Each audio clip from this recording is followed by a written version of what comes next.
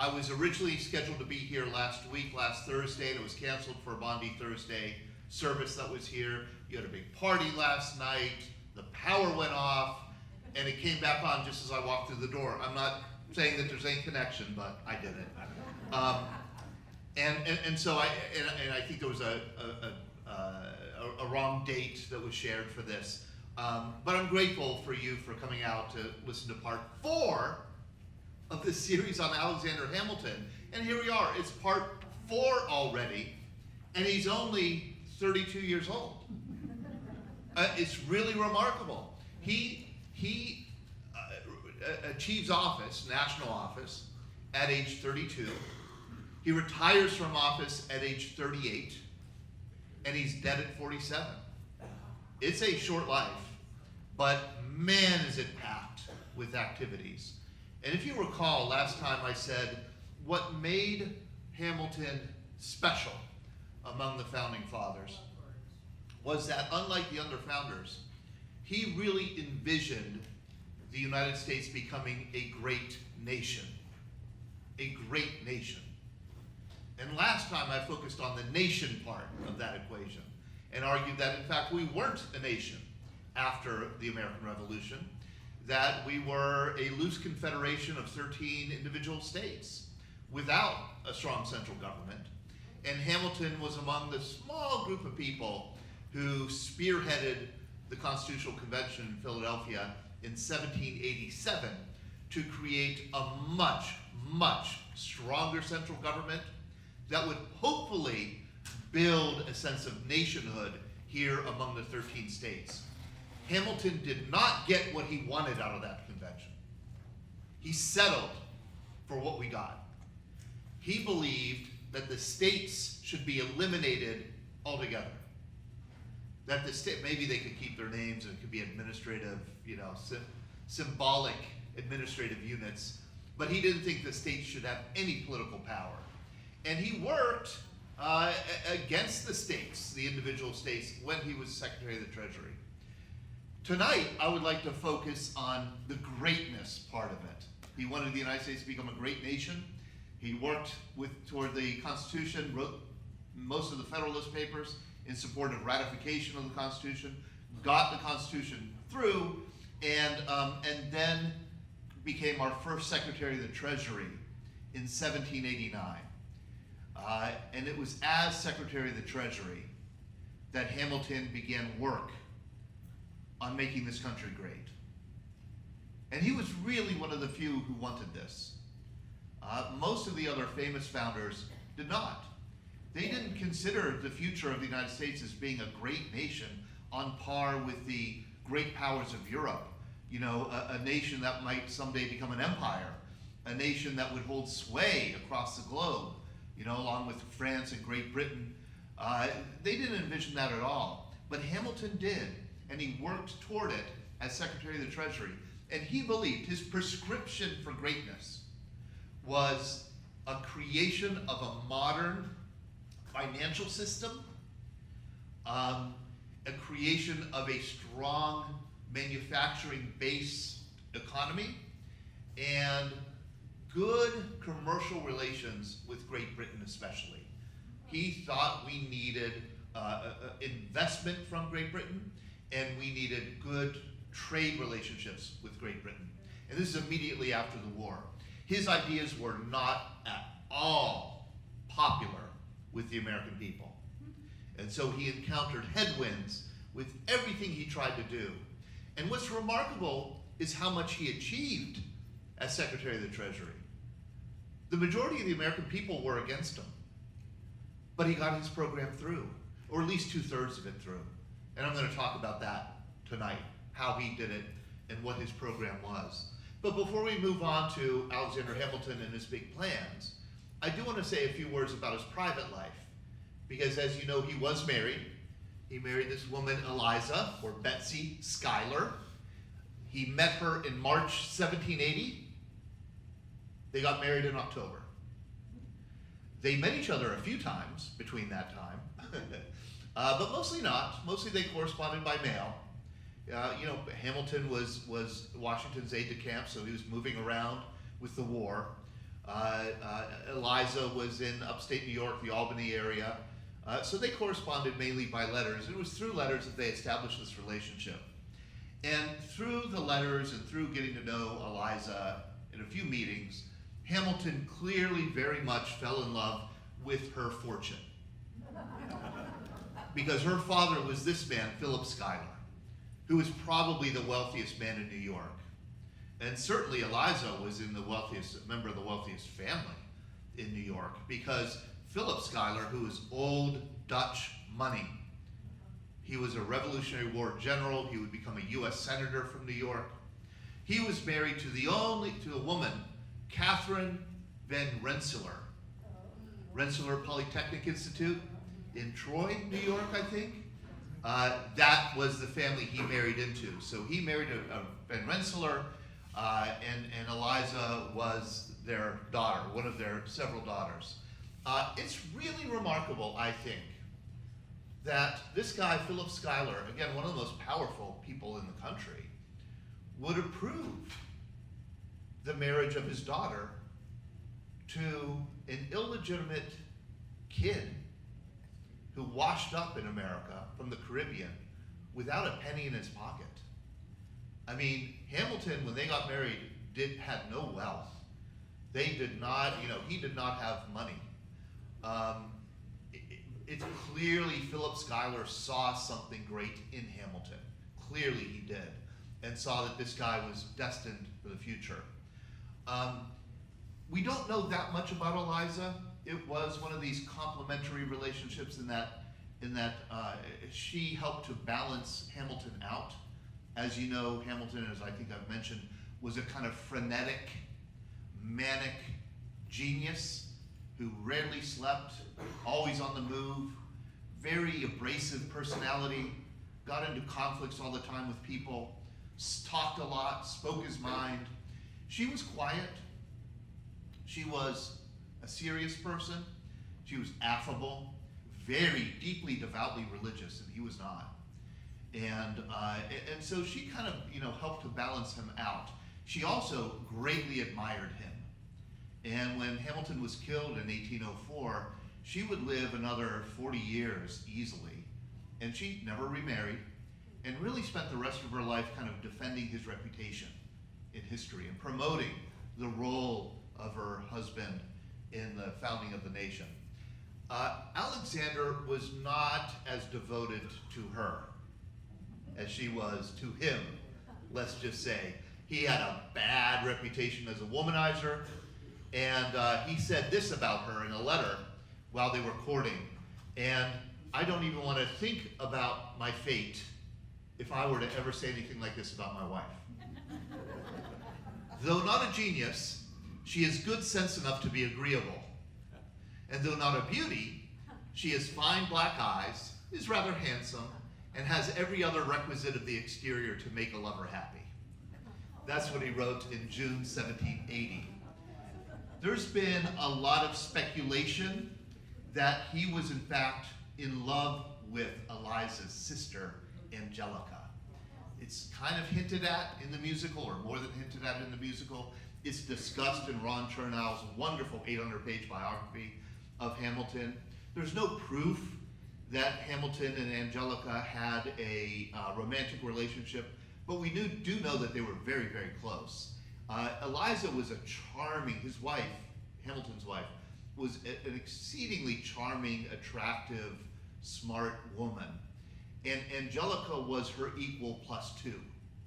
I mean, everybody remarked that Angelica was the kind of personality who just lit up a room when she entered, and every man who met her fell in love with her. And it seems to be that probably was Hamilton also. The only problem was Angelica was married with 8 children. So we do know that these two were very close. They wrote a lot of letters back and forth to each other that were extremely affectionate. And they also used a secret code that has not been cracked, so that nobody could fully understand what they wrote to each other. So that has given rise to all kinds of speculation about their relationship. But we'll get back to Eliza and his private life in a little bit, because that is the story that pretty much ends his life, and certainly ends a great deal of his public life, and we'll talk about that coming up in the future. But let's go back to 1789.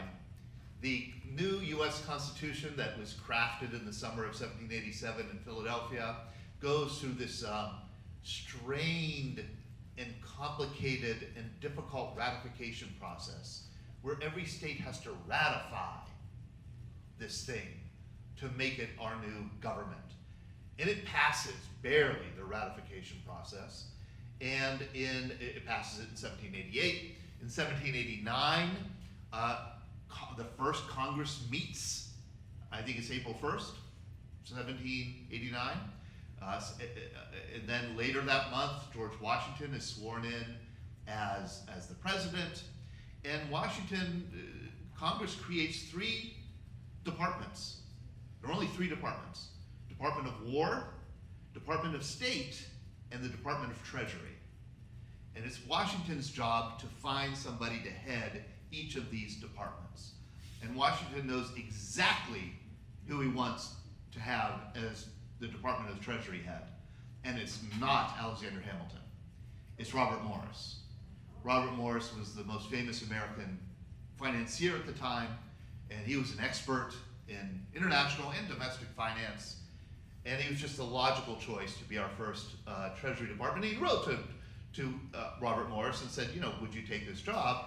And Morris said, heck no, I make too much money in the private sector. I mean, I'm making millions. I'm not going to give up my salary to, run this stupid new little country. But he does say, listen, he says to Washington, it's fascinating back and forth between Morris and Washington. He says, there's a man who's better than I am at this, who knows more, and it's Alexander Hamilton. Washington writes back and says, well, I know Hamilton, of course, extremely well. He was my aide-de-camp, but I never knew that he knew anything about finance. And Morris says, well, I didn't know either until he wrote me a 30-page letter reviewing every book written on economics and finance in the English language in the past 100 years. This guy's a genius, and he knows what he's doing, and he has a very strong plan to create a solid financial system for this new country. And in fact, Hamilton he had done research reading as his own. As you know, he did not have really formal education.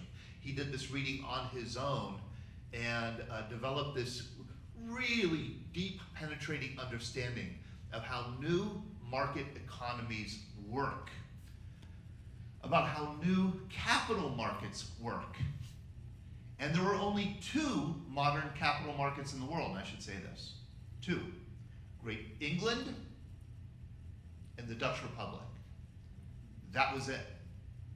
And Hamilton was fascinated by them.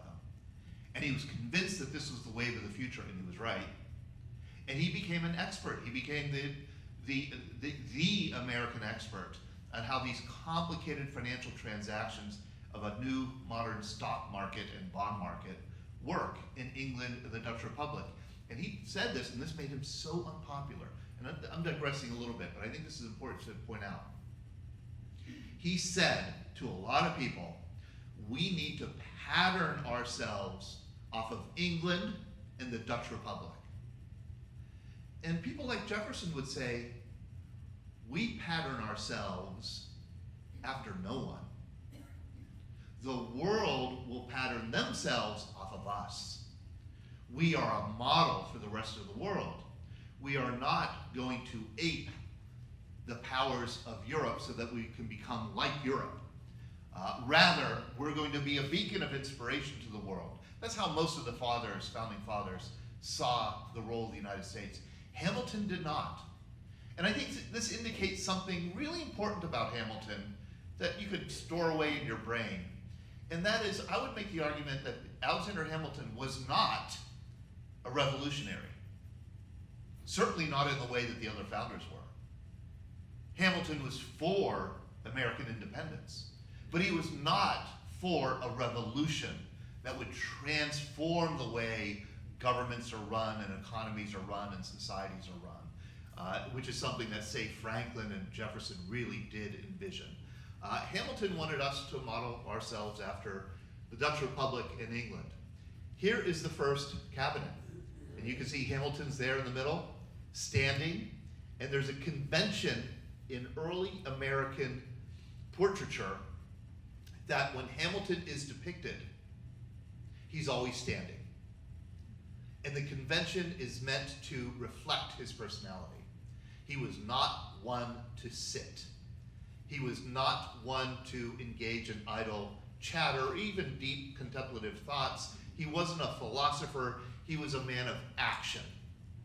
And when he entered the cabinet, he took this little government, because this is all it was, he took it over. He saw himself as really the prime minister and as George Washington as the king. Tell Washington as much as he needs to know, have Washington approve the policies that I put forward. He really worked hard to hold sway over Congress, and he really saw himself, he meddled incessantly in the work of the other cabinet members. Here's Edmund Randolph here on the far right. Hamilton thought he was a better lawyer than Randolph, and he thought he'd make a better attorney general. Here is Thomas Jefferson, who's Edmund Randolph's cousin. Jefferson was our first Secretary of State. Hamilton thought he was doing it all wrong. And Hamilton, on his own, engaged in international diplomacy behind Jefferson's back. There's Hamilton, of course, he's the Secretary of the Treasury, which made him extremely powerful in this new government. The federal government's first budget, annual budget, get this, was $639,000 for 1 year. $639,000. Most of that was spent by the Treasury, Hamilton's department. Hamilton's department had 2,000 government employees. The State Department had 5. And Hamilton's men, those 2,000 handpicked men, they were strewn throughout the country, and they served as Hamilton's eyes and ears, feeding him intelligence and information from across the country so that he could tweak his policies the way he wanted them to. And then there's Henry Knox, he's the Secretary of War.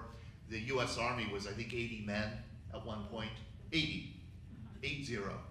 So they did, the military didn't, and there wasn't a Navy. So the military had been really cast back. This put Hamilton in an enormous position of power. And man, did he get to work consolidating his power. And again, he wasn't consolidating his power around him because he wanted to be a dictator or because he was power hungry. It was really the all-consuming power of his vision. He had a powerful vision for the country, and he wanted to get his program through. So he worked night and day to consolidate power around himself.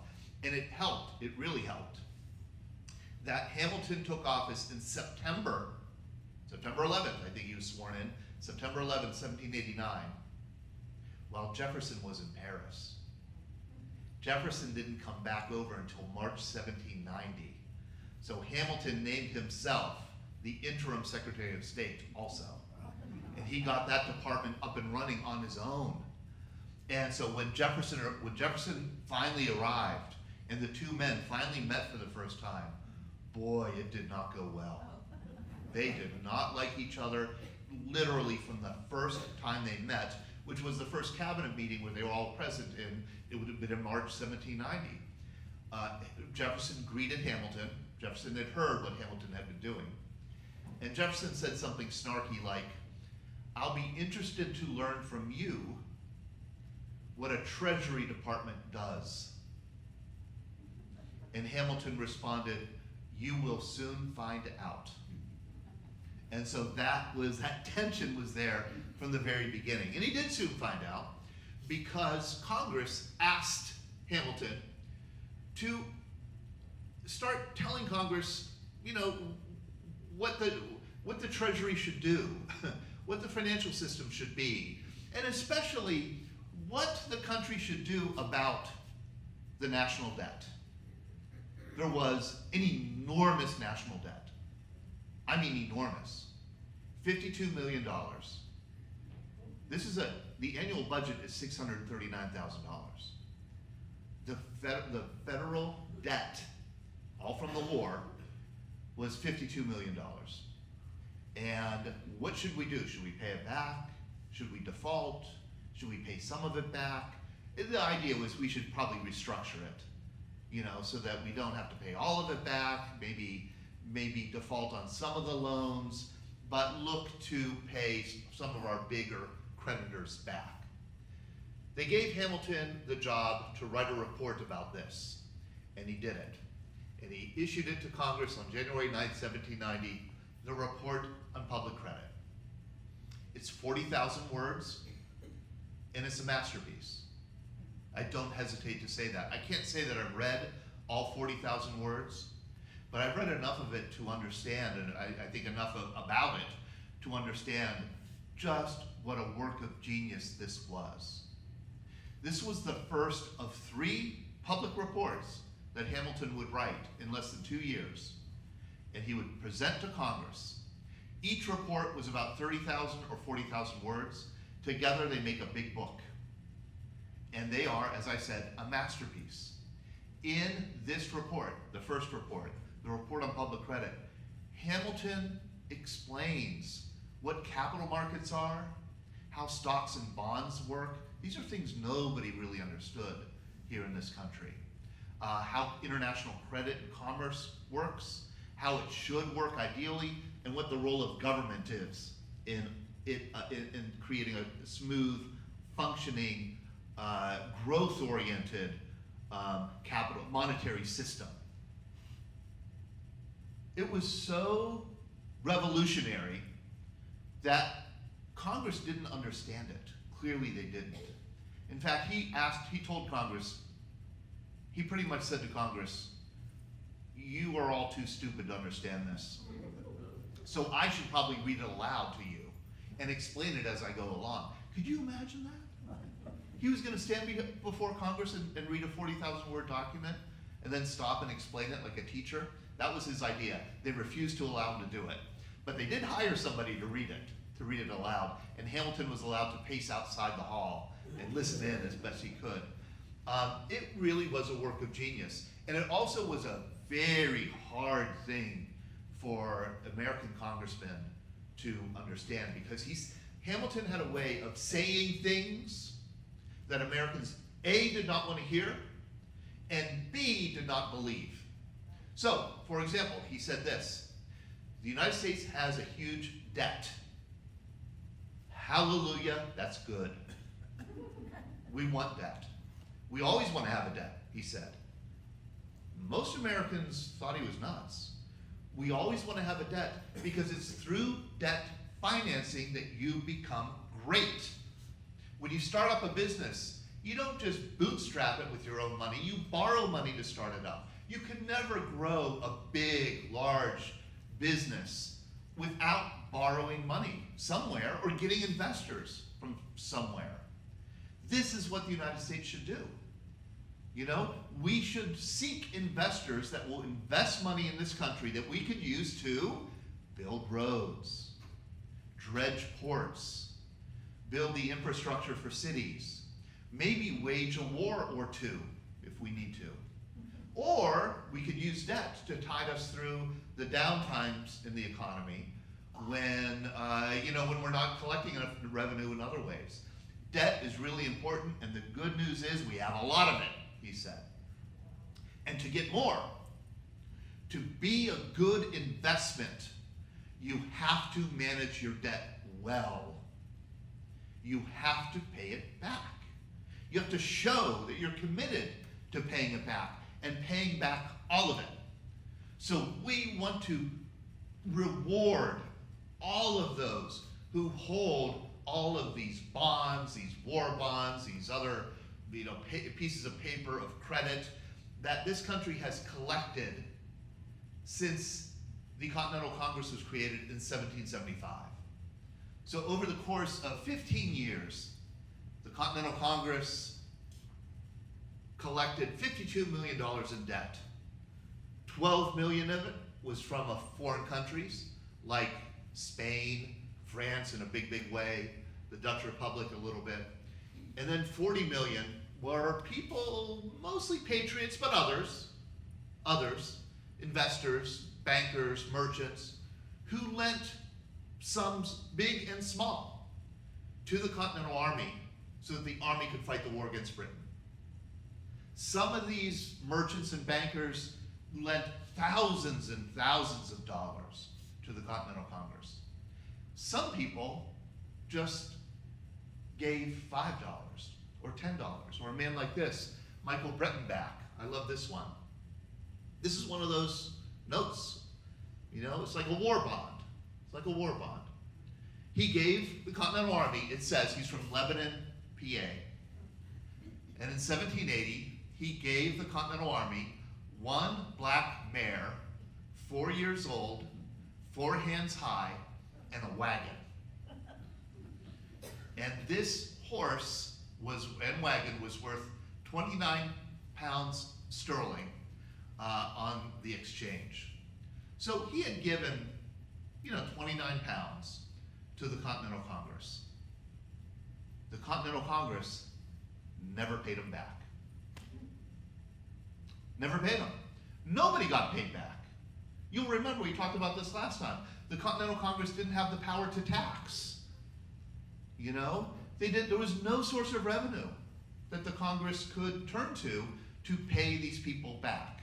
And so from 1780 to 1790, this guy, Michael Breitenbach, all he had was this piece of paper. I mean, Continental Congress, they hadn't paid their soldiers, they hadn't paid their creditors. This was a bankrupt country that was completely defaulting on its debts. Hamilton said, we have to pay it back. We have to reward these investors. And so I think Congress agreed that people like Michael Breitenbach should be kind of rewarded for the patriotism, for their investment in the army. But the problem is, Michael Breitenbach no longer had this piece of paper. Because these pieces of paper all across the country, thousands, tens of thousands of Americans had these pieces of paper, IOUs, from the Continental Army or the Continental Congress that were worth nothing. They were stuffed in drawers, they were put under mattresses, and in the late 1780s, merchant bankers, and Robert Morris was #1 doing this, he was absolutely ahead of everybody else doing this, hired an army of agents to scour the countryside, knock on farm doors, and say, I'm an agent of Robert Morris, I'm looking to buy whatever paper you have. And Michael Breitenbach pulled out this piece of paper from his drawer. He said, it's worth 29 pounds sterling. How much will you give me for it? And Robert Morris would say, 10 cents on the dollar. And he bought up the paper. So all of these debts, or a huge, not all of them, but a huge proportion of these debts were owned by really a few people by the 1790s. These speculators had speculated in the value of this Continental Congress debt. And they were hoping that someday, if the Constitution gets ratified and this government gets together, they'll honor this debt and they'll be able to make a killing off of these, the cheap discounted paper that they bought. And Hamilton says, we need to pay back the current holders of the paper, not Michael Breitenbach. And Congress did not understand that. The Americans at the time did not have the sense of what is called the portability of stocks and bonds, or the portability of debt. So in other words, Bill, I always pick on you because you sit up front. But let's say that I have a single share of stock that I sell to Bill for $5. Bill turns around the next week and sells that share, he finds a buyer for it, for $50. What would I think? That dirty rat Bill. You had insider information, you ripped me off, you understood that I was stupid. You know, you tricked me. You made me sell you a piece of paper for pennies so that you could make a fortune on it. But you know what? I mean, in our system today, we take it for granted. Of course that profit goes to Bill. It doesn't go to me. In the 1790s, it wasn't like that. In the 1790s, if we were to have that exchange bill, and if you were to sell that for $50 a week later, I would sue you, take you to court, and most likely a judge would find that we had to split the profit. Yeah. And that's because the portability of stocks and bonds, the portability of property, was not yet established in the law. Hamilton goes before Congress and says to Congress, we have to make the purchase of debt sacrosanct. He said, first of all, we're never going to go by. We're never going to be able to go back and find this poor sucker, from Lebanon Township, PA. I mean, we're never going to be able to find these original bondholders anyhow. And you know what? We shouldn't even try because he's a nobody. He said they're not important enough to seek out.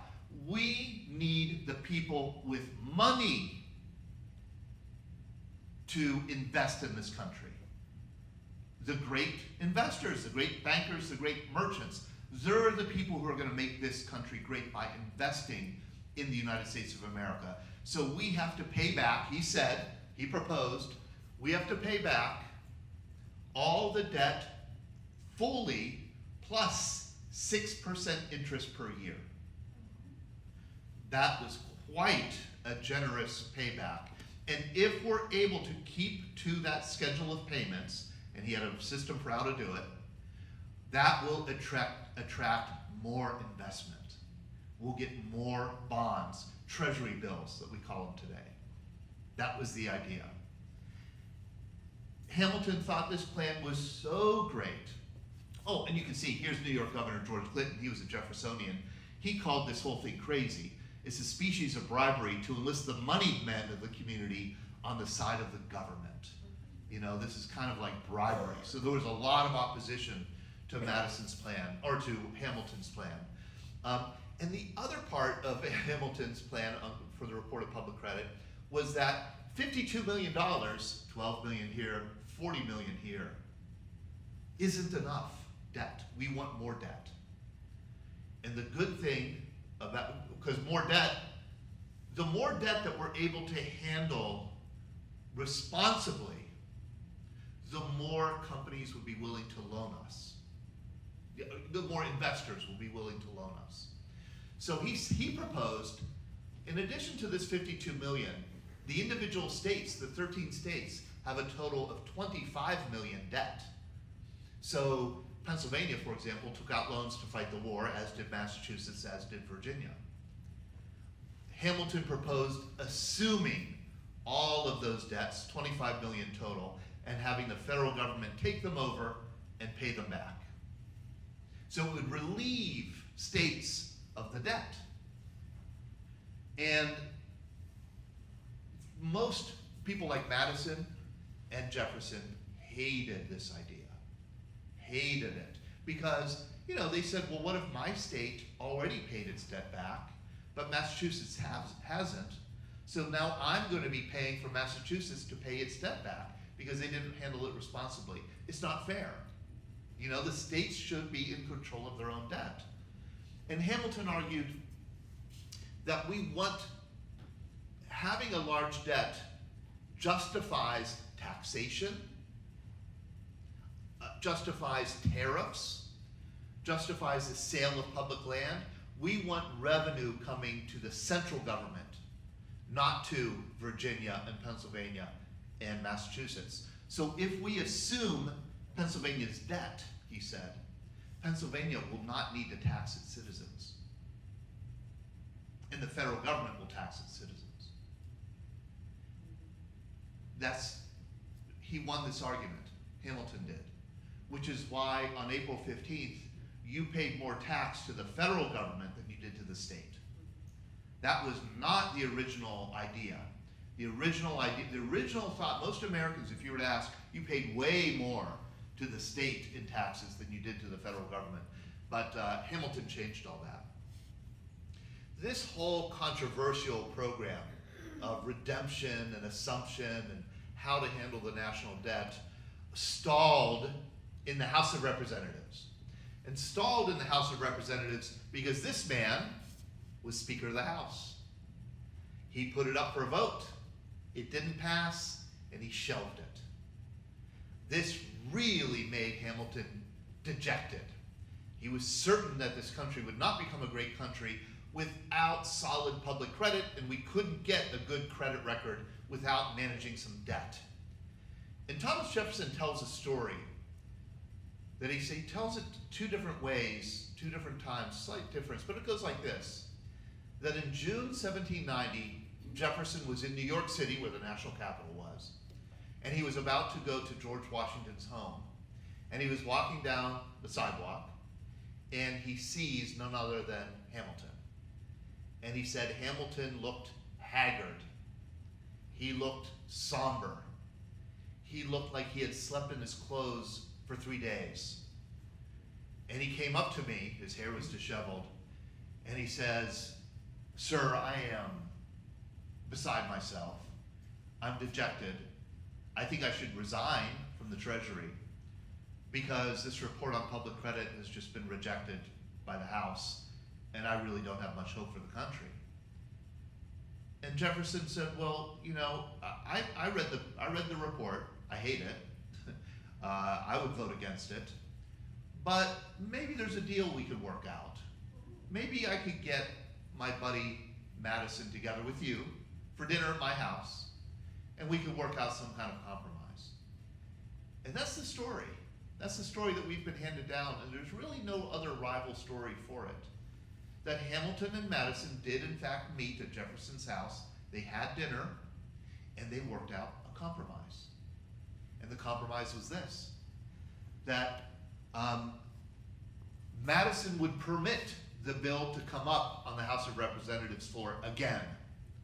And Madison would not interfere and allow his representatives to vote their conscience, the representatives from the South, say, to vote their conscience on it, and even encourage them to vote for Hamilton's financial plan. In exchange, Hamilton would support moving the nation's capital from the north to the south, from New York City and Philadelphia to Virginia, where Madison and Jefferson lived. And they had a very specific place for it. It was a swamp along the Potomac River. And it's so clear, and I think Ron Chernow makes this clear, that Hamilton looked at this map, he understood where the Potomac River was, and he said to himself, "They ain't ever gonna build a city there. I mean, who in their right mind would build a city there?" But the plan was, he agreed that he would support a bill along with the report on public credit to move the national capital in 10 years, the year 1800, to what would become Washington, D.C. And he supported it, Hamilton did, because he thought it would never really happen. But it's because of this compromise of 1790 that we did get the nation's capital in Washington, D.C. So Hamilton wins. He gets his report on public credit, he gets his national debt, he gets his redemption, he gets his assumption. And so with this victory in the summer of 1790 in Congress, Hamilton gets to work on his second report, the report on the National Bank, which is also a masterpiece, in which he explains to the American people and to Congress how banks work and why we need a big one. He is really doing the opposite of preaching to the converted. He's preaching to the unconverted? He's preaching to the what? Uneducated? Yeah. He's preaching to people who hate banks and don't trust them. And there aren't many of them here in this country, not many at all. And people don't like banks, and they don't like paper money, and they don't like borrowing, they don't like lending. Neither a borrower nor lender be, said Shakespeare. That was an absolute maxim in the American political economy in 1790. So Hamilton had to explain to the American people that debt is good, extending credit is good, And banks are great. And if the bigger the bank, the better. And he proposed something called the Bank of the United States. This would be a private corporation, the largest private corporation in the world. Not just in the country, but in the world. It would be capitalized at $10 million. It would have offices in all 13 states. There was no company that had offices in all 13 states. It would be as large as every other financial corporation in the world combined. And it would be a private company that the US government would own 20% of. The rest of it would be owned by private investors who would have a board of directors. They would have this huge pot of capital that they could do anything they wanted with. They could lend it to private individuals, they could lend it to other companies, and they could lend it to other banks and get private banks off the ground. The National Bank of the United States would hold all government deposits, it would pay all government bills, and it would lend the federal government of the United States money. He said this thing will be great. Congress hated it, as you can imagine. There was a lot of opposition to it. He had to work very hard.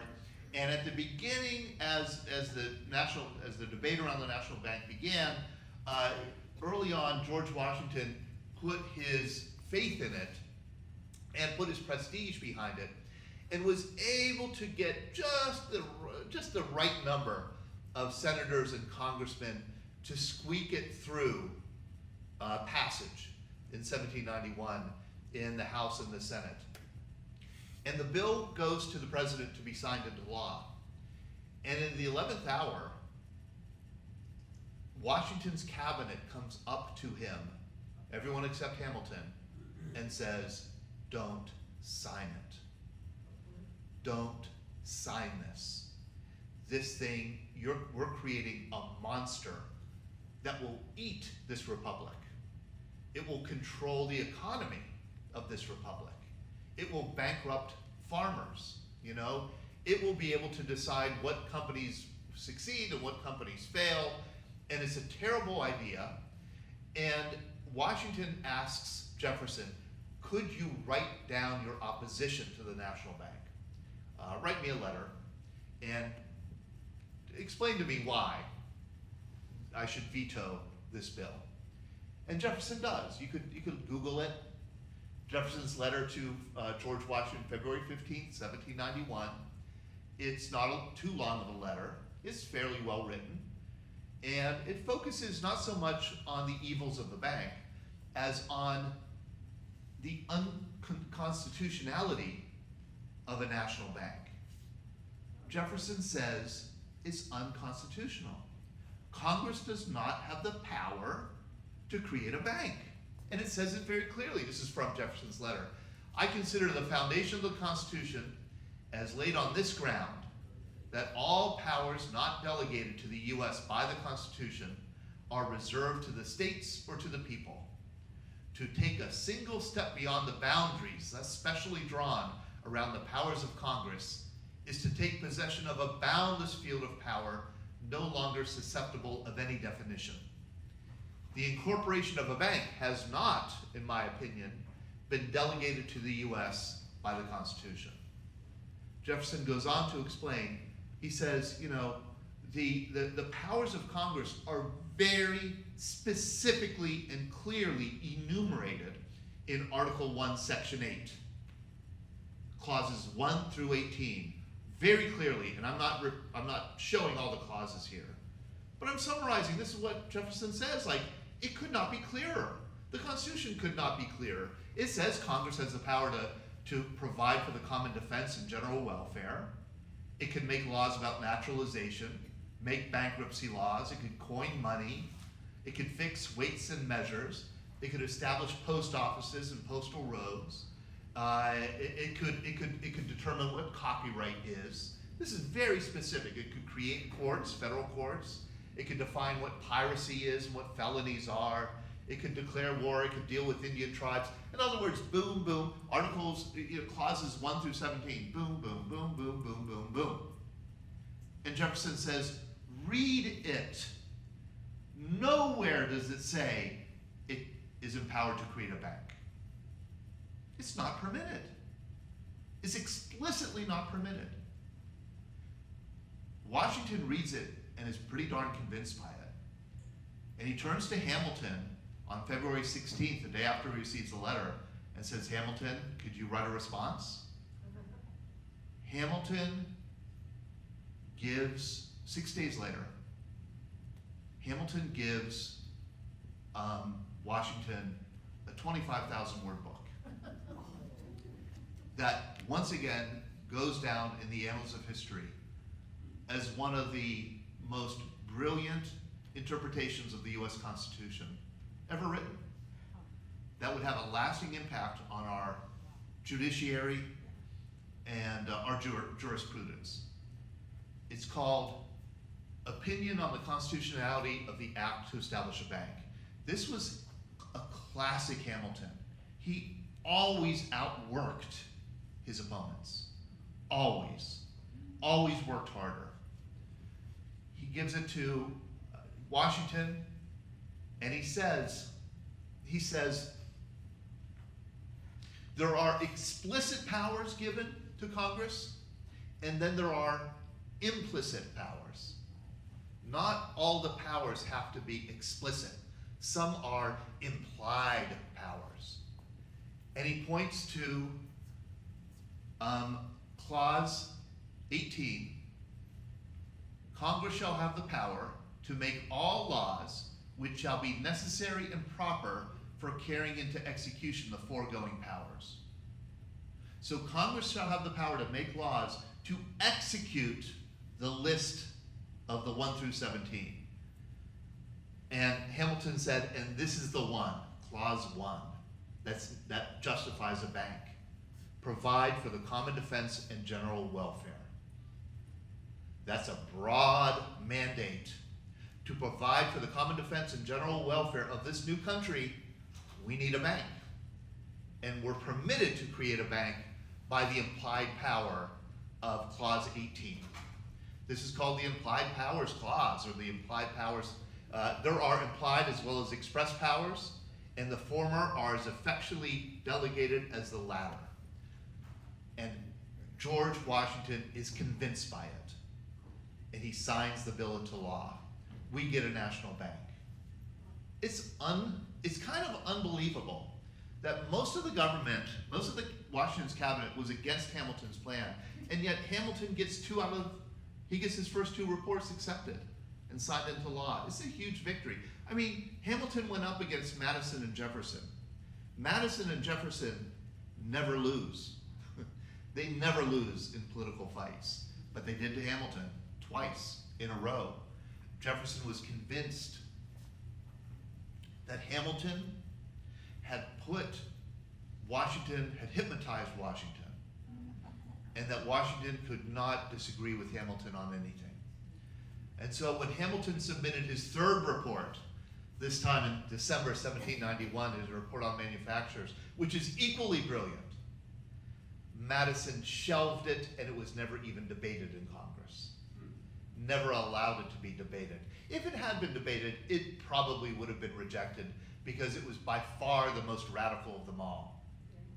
And I'll just say a few words about it. It doesn't get voted on or anything, but I'll say a few words about it because it's so far-reaching and so insightful. It also made Hamilton very much a hated man. In 1791, 90% of the population were farmers. 90%. Hamilton opens his report on manufactures with saying, farms are a nice way to make a living, but you can't make a great nation out of them. I mean, it's fine to have a farm, but, I mean, come on. Your great countries are made from cities and factories and industry and broad-based manufacturing exports and immigrants to work in the factories and lots of money circulating. You don't become a great nation with little subsistence farms. No, we cannot envision a future of farms. We have to build manufacturing cities. And we build manufacturing cities by getting the federal government to pay for them. We want the federal government to invest in roads, to invest in buildings, to select industries to promote and subsidize. We should have high tariff walls to protect our native industry as they're growing, and so that we can compete with manufactured goods around the world. This was absolutely beyond kind of what any American envisioned or wanted, and it was immediately shelved.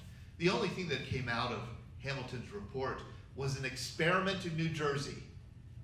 On the Passaic River, the State Lottery of New Jersey raised money to build a model factory town. And we still have it today. It's called Patterson. And the Great Falls of the Passaic, they built some textile mills there to show how, this kind of new American economy would work. But that was it.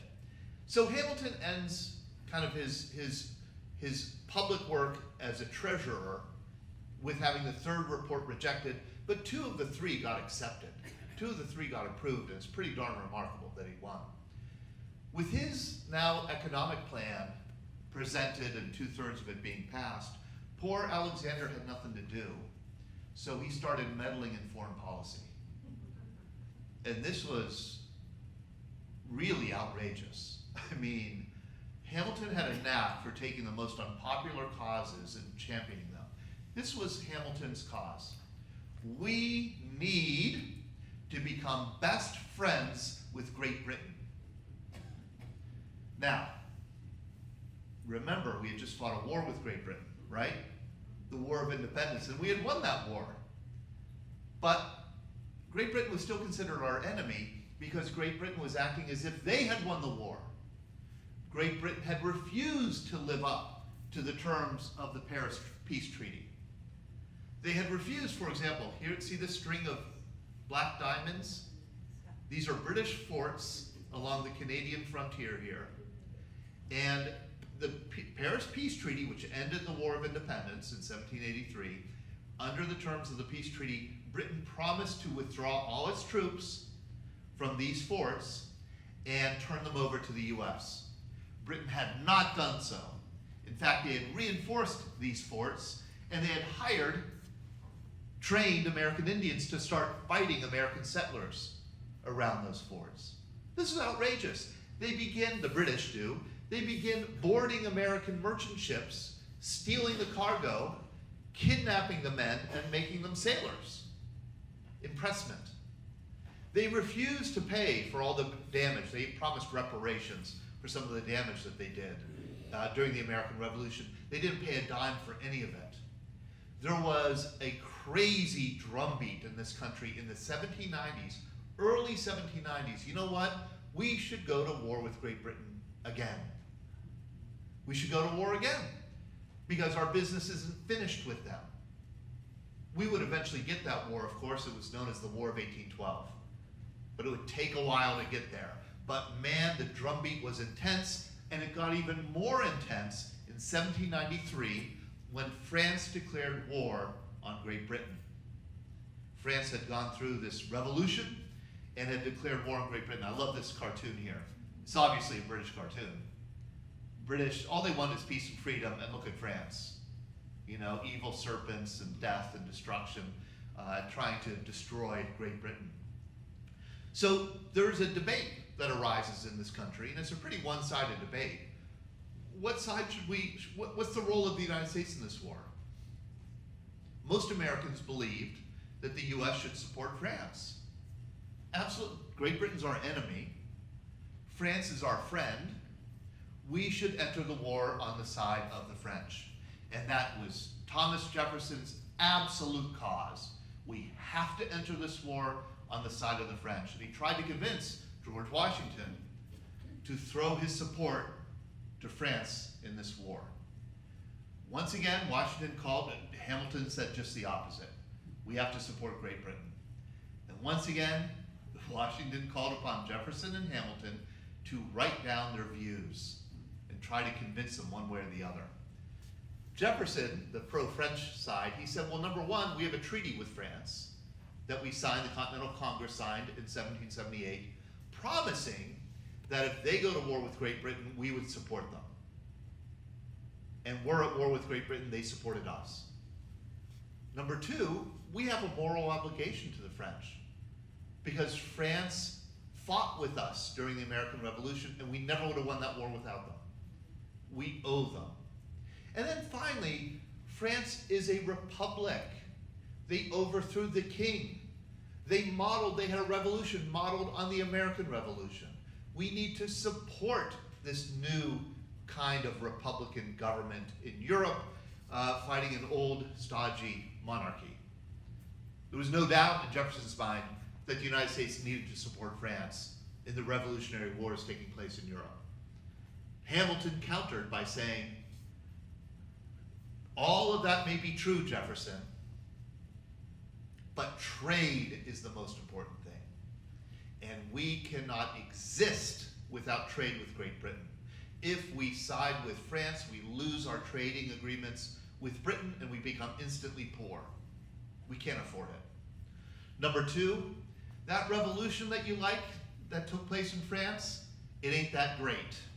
And it's gonna get bad. And boy, was he right. It's gonna turn dark. It's gonna turn too radical. It's gonna turn unrecognizable. It's gonna become a dictatorship. So let's not pretend that this is a revolution on the American model. And number three, we can't win. If we side with France, we're picking the loser in this war. Why would you pick the losing side? Even if you're completely right with all this, it would be crazy to side with France because this is a war we can't win. Washington read Jefferson's argument, he read Hamilton's argument, he sat back, thought about it, and he came down right in the middle. He said, we won't choose any side. We will stay neutral. And he issued a proclamation of neutrality that most historians argue, and I think they're right, that was really a de facto win for Great Britain.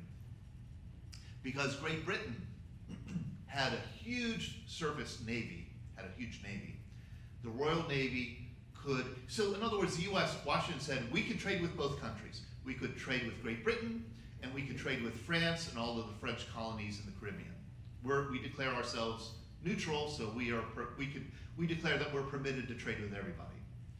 It's nice to declare that, but the British Navy is so big, they could intercept every single American merchant ship headed to France, steal the cargo, kidnap the sailors, and there was nothing that we could do about it. And the French, they don't have a navy powerful enough to stop American ships going to Great Britain. So in fact, Great Britain will get the great win here. And they did. Within a year, 300 American ships were captured by the British. These are ships that were trying to trade with French colonies in the Caribbean or with France itself. This caused the drumbeat of war to get louder in this country. Americans were outraged. Great Britain is just walking all over us. They're stealing our trade, they're stealing our sailors, they're fighting wars with the Indians on our borders. We need to turn this around and go to war. Hamilton secretly opened up, Hamilton, Secretary of the Treasury, secretly opened up negotiations with Great Britain and asked Great Britain to cool it. Will you cool it? Will you stop stealing cars? This is really bad for me. I'm on your side, Hamilton said, but you're making yourselves look bad. You're leading this drumbeat of war against you. Please dial it back. Don't steal all our cargo. Make a few concessions to us so that you can make my job to convince our country not to go to war with you easier. Hamilton and his friend John Jay secretly negotiated with Great Britain. Thomas Jefferson knew nothing about it. Thomas Jefferson was our Secretary of State. And in 1794, John Jay returns from London with a treaty. He says, will be peace in our time, pretty much. It's a treaty that quells the growing conflict between the United States and Great Britain. It goes down in history as Jay's Treaty, but Alexander Hamilton wrote it. Hamilton was smart enough to know he could not put his name on this treaty because Hamilton was so hated in the country, everybody would reject it. Jay was much more well-liked, and the Jay Treaty was passed and signed into law. The Jay Treaty, very much a one-sided treaty in Great Britain's favor. It did not quell the drumbeat of war, it kind of raised it more, and what it did is, for the first time ever, people started speaking against George Washington in this country. Here's a great piece of graffiti from New York City. Damn John Jay. Damn everyone that won't damn John Jay. Damn everyone that won't put lights in his window and sit up all night damning John Jay. Very controversial. For the first time in our history, people started hanging George Washington in effigy. Started calling for his impeachment. There was a freshman congressman, first term congressman from Tennessee, who stood up in 1795 and gave a speech saying George Washington was not a great general during the Revolution. And George Washington is a traitor to his country as president. I propose we impeach George Washington. Do you know who that congressman was? Andrew Jackson. Andrew Jackson gave his first speech in Congress against George Washington. That's how conflicted our early republic was over this. This was such a controversy that Hamilton was forced to resign. Jefferson resigned, and Hamilton went back to become a private attorney. But he still tried to, behind the scenes, affect American policy. Jefferson, so outraged at being betrayed by his own cabinet, that Jefferson did something that had never been done in this country before. He created a political party called the Democratic Republicans, who had one goal, and that was to destroy Alexander Hamilton. And they did it with a sex scandal. And we'll talk about that next time. Actually, next time I'm going to be here in 2 weeks from today, May 8th, which will be the 80th anniversary of VE Day. But because it is May, I thought I would do a talk about the history and meaning of Memorial Day, which has a fascinating and important history. So I'll see you then. Thank you.